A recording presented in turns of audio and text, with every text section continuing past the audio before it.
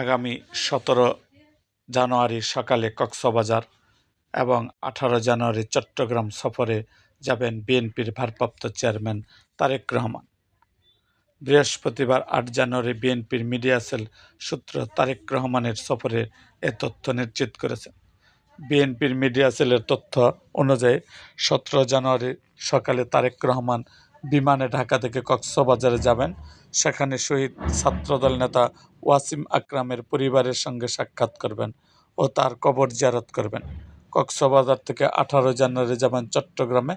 চট্টগ্রাম নগরের ঐতিহাসিক জমিয়াতুল ফালাহ মসজিদে সাবেক প্রধানমন্ত্রী প্রয়াত বেগম খালেদা জিয়ার জন্য দোয়া মাহফিলে অংশ নেবেন তিনি।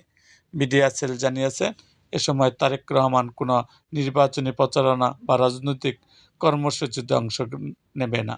এছাড়া সফরকালে কোথায় কোনো পথসভা, জনসমাবেশ বা বক্তব্যের কর্মসূচি নেই। এর আগে সর্বশেষ 2005 সালের 6 মে চট্টগ্রাম সফর করেছিল তারেক রহমান।